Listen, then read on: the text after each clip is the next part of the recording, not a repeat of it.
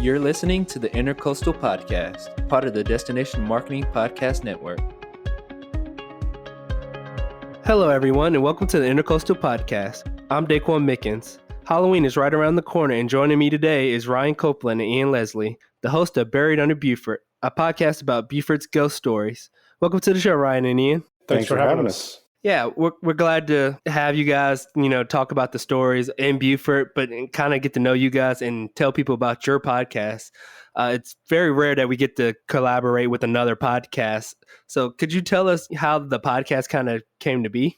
I don't really know. I think it was your idea. Was it my idea? Yeah. I think I've been telling people it kind of came to be from Ryan and I sitting around. Like whenever we get together with some people for dinner, we end up telling Beaufort stories.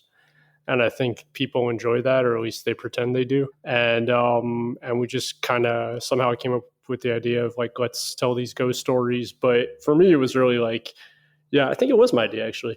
It's like, let's tell these stories, but not just ghost stories, but rather like, what's the history of the area when that ghost story occurred? And I know like Ryan's a huge history buff. I just really enjoy the history of Beaufort, and I just thought it'd be cool to kind of use ghost stories as a way to tell Beaufort's history. And I would say that the podcast was your idea, unless it becomes, a top 10 Apple or Spotify podcast, and then it was my idea.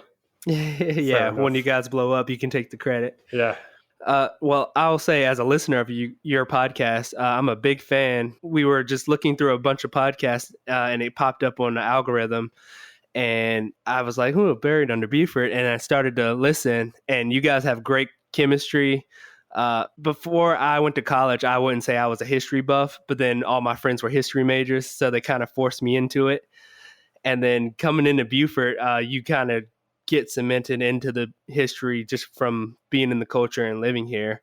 So I guess I'm an indoctrinated history buff. Yeah. I mean, Beaufort's full of history. I worked at the newspaper for years, and that's a really quick way to get to know where the bodies are buried. And Ryan literally helped bury the bodies. Some of them, yeah. So, That's true. And I mean, Ian came up with the idea for the podcast and does all the marketing for it. So that algorithm was his work.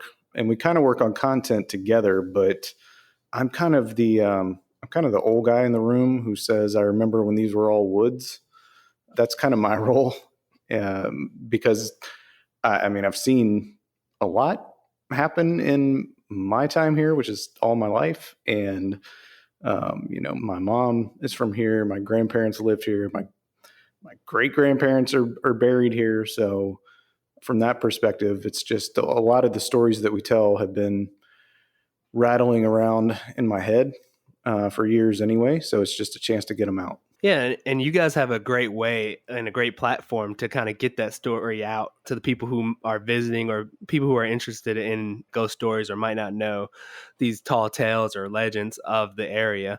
I remember when I first got here and I got word of the haint paint, and I was like, oh, wow, that is actually really crazy when I was walking around downtown. And so if you guys aren't familiar with haint paint, I know you guys are, who are on the podcast, but the people who are listening, could you guys tell us a little bit about the haint paint in the area? I realized not everyone knows about that kind of thing.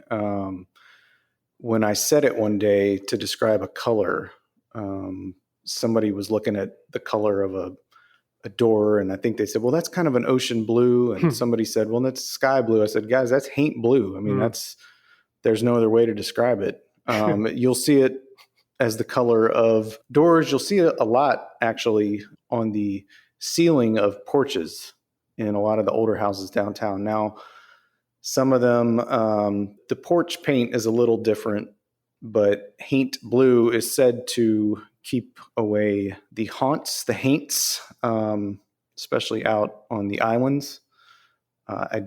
My door is kind of a lighter blue, so I can't speak to that. But my house is also not haunted, so maybe there's something to it. Yeah, it's funny. Just like I think while we were without power with the storm, my wife was talking about restaining the deck, and she just was like, I just randomly was like, we may as well do the ceiling paint blue also. Mm-hmm. And New York native, but she's been here long enough. It's pretty funny. Yeah. So Yeah, it's definitely something that you just pick up when you live in the area long enough. So I do want to ask, could you tell us about your favorite Beaufort ghost stories, maybe that you might have encountered individually, or maybe you might have heard from listening to your podcast? I've heard the floating light. I've heard the ghost in the castle. Mhm. So maybe something that, listeners might not find on your podcast. Mine probably, and for me, it was a mixture of growing up hearing these and reading these. My dad ran a funeral home and was the county coroner, and my mom was a history teacher, a high school history teacher. So what does a kid with that kind of background do for fun? Well, you end up reading ghost story books, because it's kind of a melding of those two things. But I have to be honest, I was always fascinated, and it is one of our episodes. It was our first episode. I was always fascinated by the ghost at the castle. Just because I grew up reading about the castle. I had friends it was in their family. They owned it at the time. And then a former mayor of Beaufort owned it for a while. I think what really got me was that I have no experience with the supernatural myself. But when someone that I know very well described seeing that ghost when she was a child, I kind of took it seriously at that point, because it wasn't an experience from someone who is given to flights of fancy. I had to believe she really saw what she said she saw. So to me, and it's a place I took my own kids when they were little. I would tell them that we were going to go to the castle, and they would think Disney World, and I would think, nope, a lot cheaper than that. We're just going to go downtown. And we would stand outside the gate, and I would say, all right, you guys look for the ghost. Don't know that they ever saw it either, but it was a fun way to spend an afternoon. Yeah, I had to use them as bait because the ghost doesn't really show himself to adults. So That's the legend. Yeah, that's the legend. Yeah, I mean, I think for me, it's really, this sounds silly to say, but I think it's whatever the next one is going to be my favorite, because I'm just kind of learning as we go. I've been here for 22, 23 years, but, a lot of these are new stories to me, and learning from Ryan. And so I think just really, I find something interesting in each of them. I mean, of what we've done so far, I think Lands and Light has been my favorite, just because it speaks so much to the race relations and the community relations of the time, and how, Gauche and the castle was just sort of, there's a dwarf who's tortured, by Rebo, and starts haunting people 300 years later, and it's just kind of random. But this was actually tied directly to the history of the area and a tragedy at the time. And I think those are the stories I'm really going to fall in love with. yeah, there's just so many different stories in this area that new ones are found every day, and the legends get passed down. But when you look at the history, as far as Blackbeard used to be at the tavern downtown, or you look at the arsenal and stuff like that, there's got to be multiple stories that we might not have heard yet. Or the slide outside of Bay Street Marketplace. Yeah. Well, and like Blackbeard, I don't know if it's his ghost, but even from the time I was a child, I grew up hearing, well, he left buried treasure out on Fripp Island somewhere. Yeah. And I don't know how many times I've gone out there with a shovel and just never come away with anything but empty hands. So yeah, someone might have been just a little too quick. Yep. Or just hearing stories like that, or one of the ones that stick with me is the Dr. Buzzard, and the legend of him and the voodoo and things that he would do to heal people and stuff like that. I've met a woman who lives out there, and she says people will come out there to grab dirt out her yard. She lives where he was buried, and they come to grab dirt out her yard just because of the legend. Well, and my mother worked for years with Dr. Buzzard's granddaughter, and I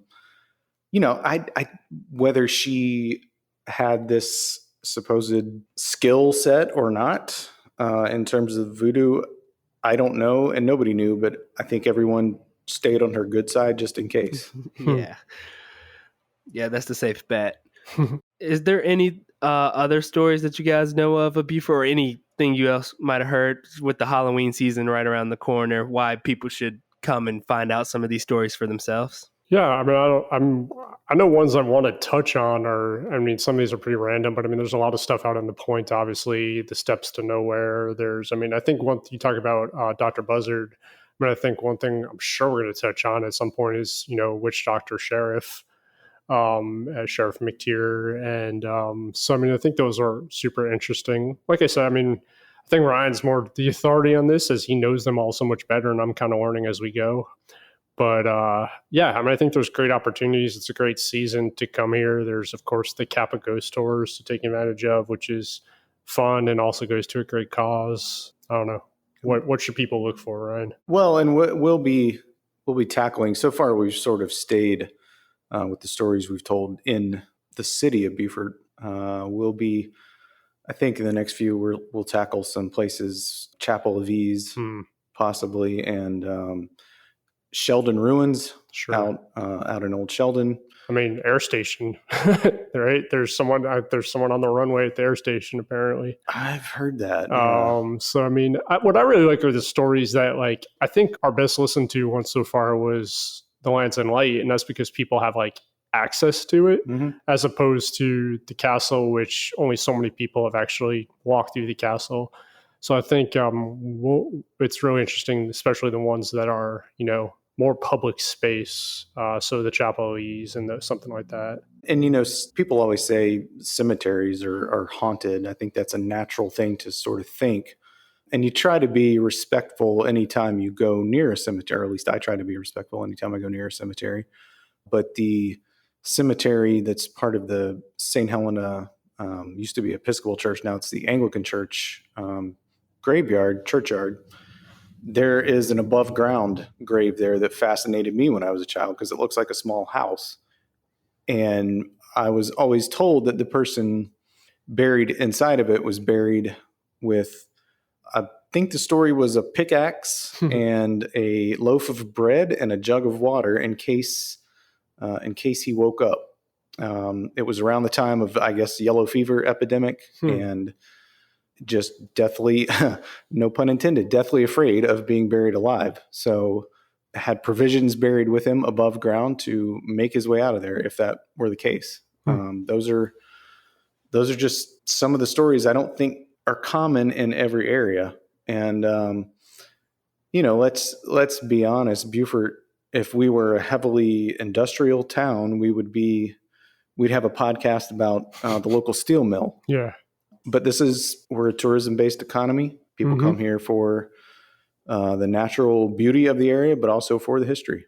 So we're trying to make that accessible. Yeah, and you guys do a great job of that with your podcast. And so before we go, could you tell people where they can find Buried Under Beaufort and how often you upload your episodes? Yeah, sure. So we're on all the platforms where you expect to listen. So Spotify, Apple Podcasts, Amazon, just search for Buried Under Beaufort and you'll find us. You can also go to our website, buriedunderbeaufort.com. And we actually have some shirts and decals and stuff you can purchase there. And we try to do monthly.